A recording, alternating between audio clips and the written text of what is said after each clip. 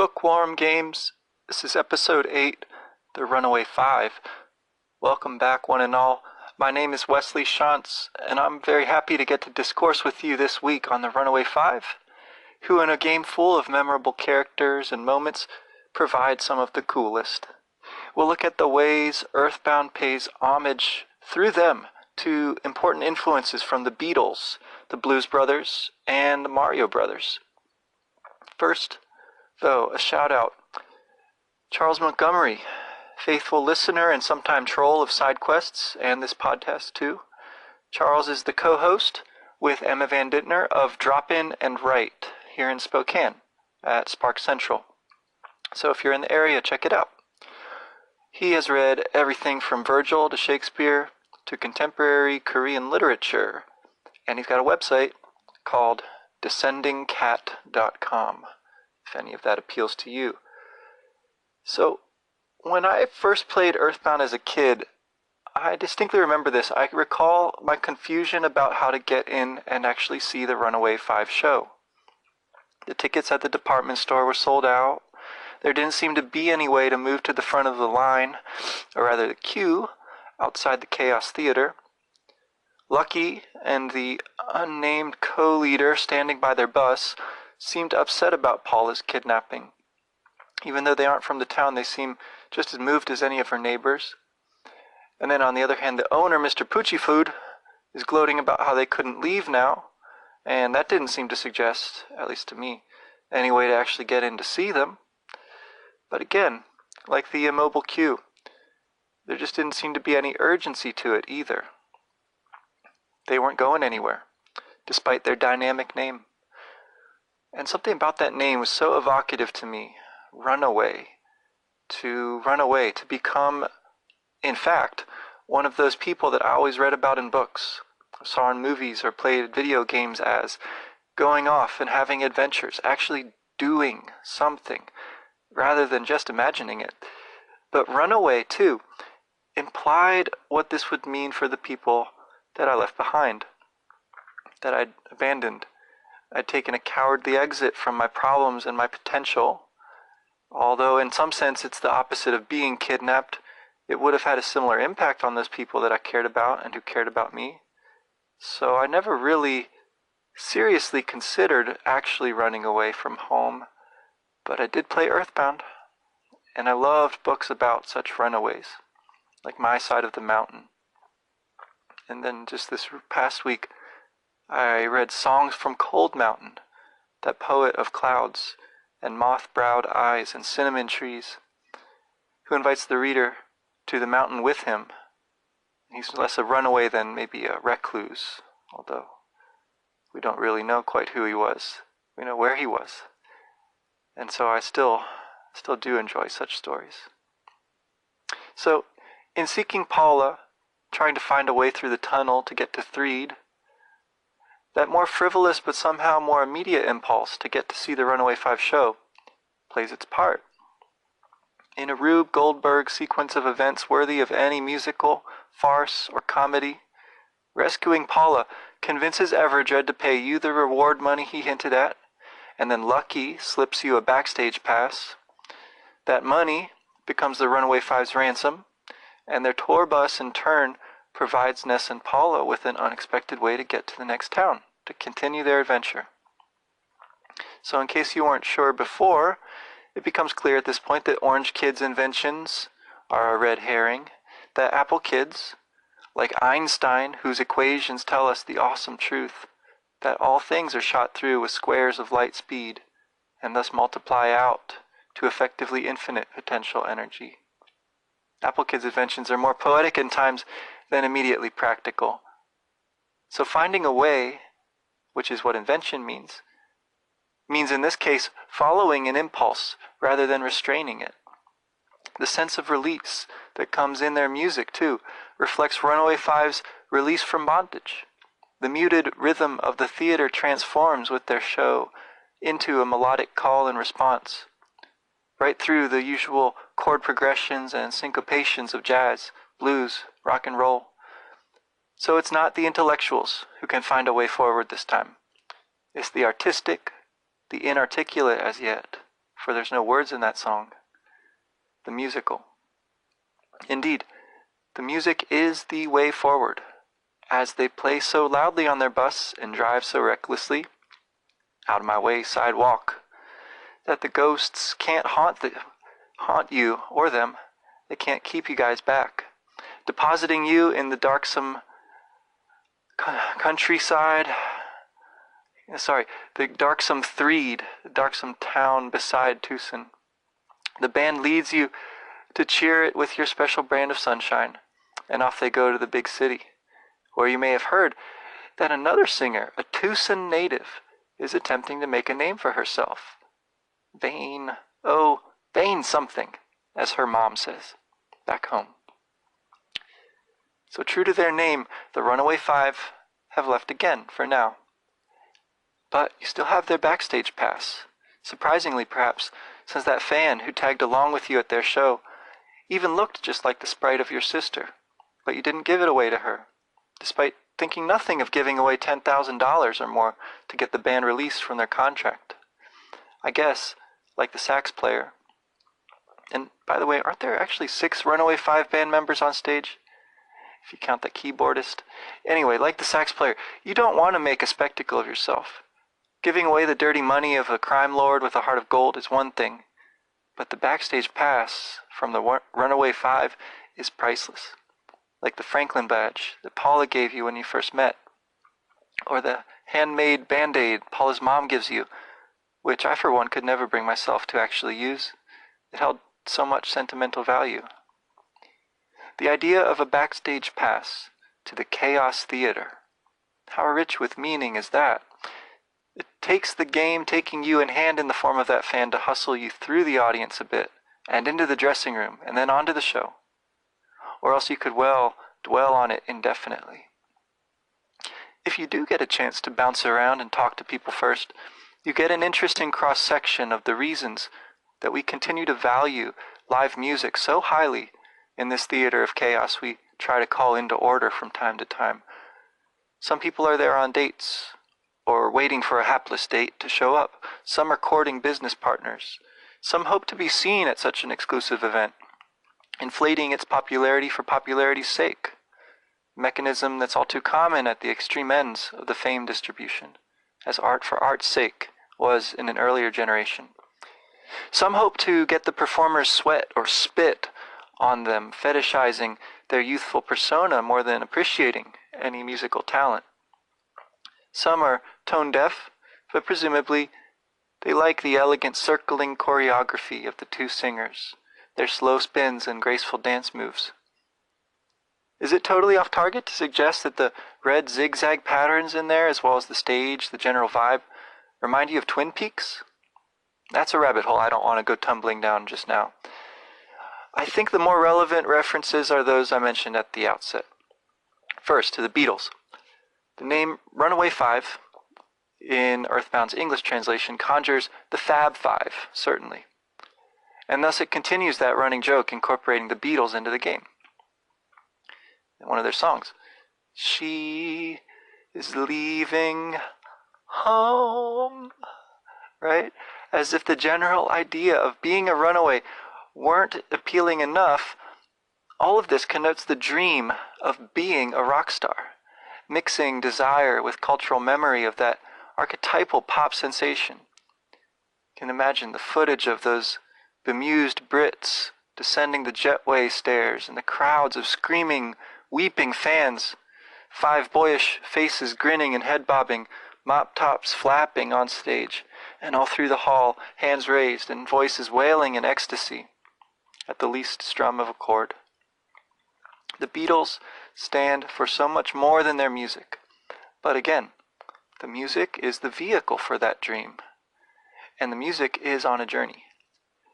Their sound famously developed from album to album through the years, and for all their simple or profound songwriting, depending on when and how you look at those different stages, it remained indebted to a much deeper well than the pop they helped to bring about. The well of rhythm and blues thumping along in the Chaos Theater before, after, beneath the Runaway 5 show. So the next thing this brings us to is the Blues Brothers. the classic movie with its nonstop parade of iconic musical artists. That bizarrely popular late fruit of the tree with such deep roots, which also gave the world Billie Holiday's Strange Fruit. And for all its explosions not touching the heat of John Lee Hooker's Boom Boom, and for all its winsome cultural cachet, nothing on Louis Armstrong's West End Blues, or What Did I Do to Be So Black and Blue? And that should give us pause. For all the rollicking good times we get in the Blues Brothers, they're predicated on some deeply strange and sad foundations. Why do they need this money? Because they're broke. Why do they need to get the band back together? Because they're heartbroken. With such great jams and car chases ensuing, why? To save the nuns, the Catholic orphanage where they grew up.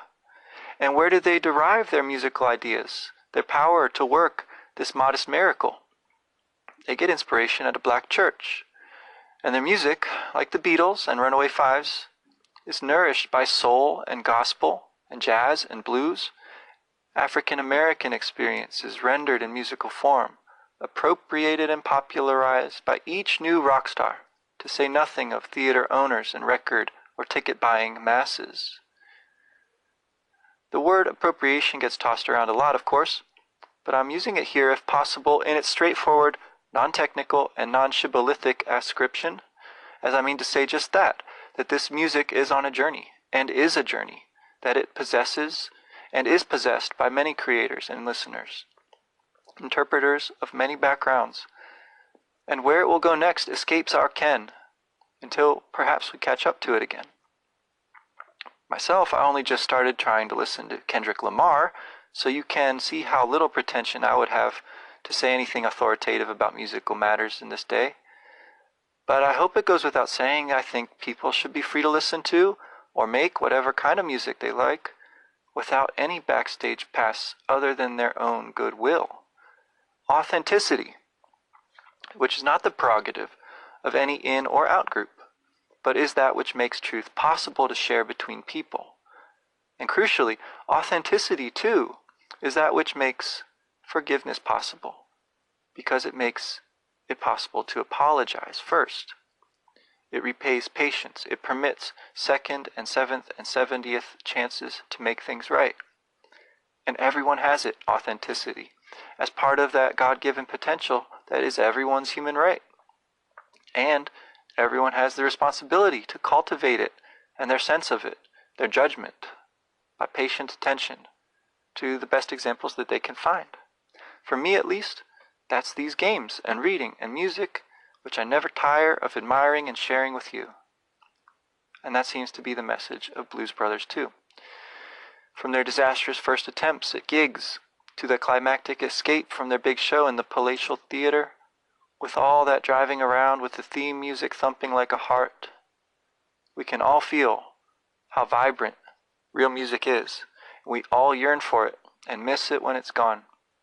When it is imprisoned or fugitive, we cheer it out and on, and when it's disguised, we urge it to let fall the mask. But tastes also move on, and the demographics in the neighborhood and the church attendance and the collection plate giving all shift, and so we better boogie to stay free to make and listen and testify when the Spirit moves for the healing of the nations. That's that well image again, the water of life, the well of life that I found of all places in the Fairy Queen this past week.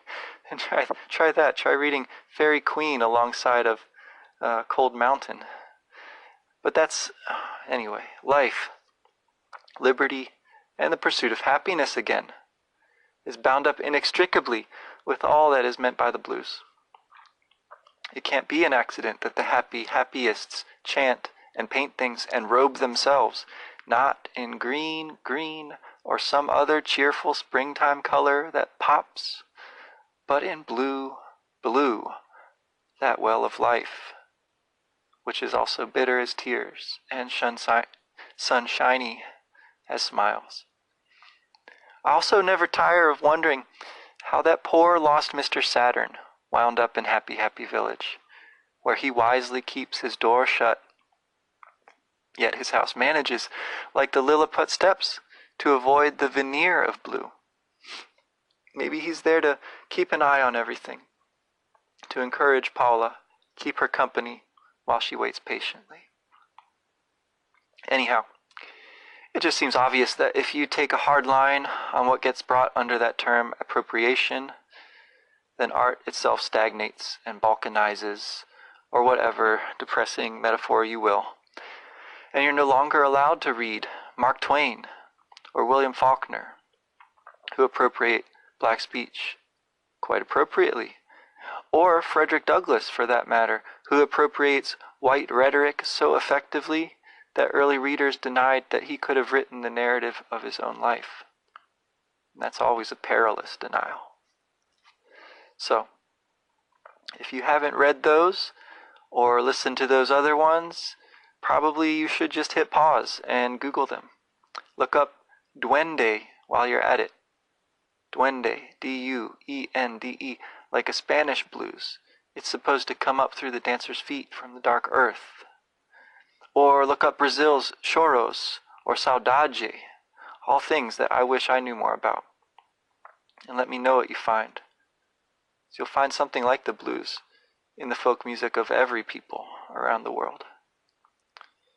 And then, when you're ready to listen to the rest of this episode, I hope you'll indulge me now in talking about something I might not have done enough with so far. For all that I draw out my tendentious, tender connections between Earthbound and many other media, I have spoken relatively little about other video games so far. But in the two singers who most embody the Runaway 5 ethos, in Japanese they're called Tonzura Brothers, which is something that means running away, I also see a fairly unmistakable allusion to Nintendo's most iconic franchise, Super Mario Bros. Just as Nintendo became the quintessential home video game system, it's called Famicom in Japan, echoing family, and recall that Earthbound is Mother too, and in Mother the hero's name is Ninten, like NES is an anagram of SNES. So the Mario Brothers titles are the quintessential games. Mario and Luigi are the culture's latest manifestation of the same principle which yielded Don Quixote and Sancho Panza, or Frodo Baggins and Sam Gamgee, or Jacob and Esau, or Gilgamesh and Enkidu. We like our heroes to have at least a couple of aspects to their nature, and we like to dramatize this by having separate characters at times, distinguishing them physically even, and then, at times, we like to let them be more unified as to their shared purpose.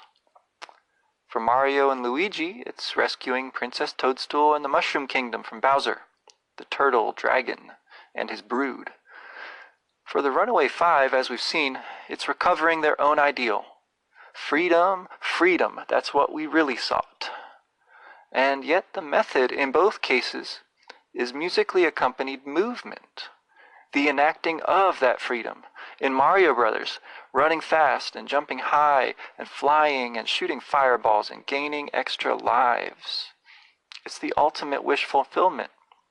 It's ultimate verve and rejoicing in simple skill, instant gratification blended with variation, peak, challenge, engagement, to that larger goal of rescue and release. Itself within the larger still game of the pursuit of happiness, of course, of learning and sharing some glimpse of the truth, which is the game beyond all games, to riff on the popular hymn. Mario Bros. Are the ultimate of what they are, whether in the original, or Mario 3, or World, or 64, or Kart, or Smash, or Galaxy, or the new Odyssey, which I've only heard about, but I take Ben's word for it, being awesome. Basically, these are perfect games. They have given rise to a lively culture of folks striving to play them perfectly, too. Much in the way that a virtuoso performer will take on a violin concerto. And I'd certainly pay to see that live. And the Mario Bros. Music as well, as Earthbound's and Studio Ghibli's, on that note, can have some delightful covers. You'll find these on YouTube, uploaded by an account called Moonbow Music Movie. It's a band called Mine Minung. I highly recommend it whenever you need to come up for air from your dive into jazz and the blues. So, to recap, we descended into chaos because that rocks. We heard about another Tucsonite who's gone off to seek her fortune, and the music moved us on to the next town at last. We thought a little about the Beatles, the Blues Brothers, and Mario Bros, and about the brilliant music that flows into and out of them again, tide of the blues.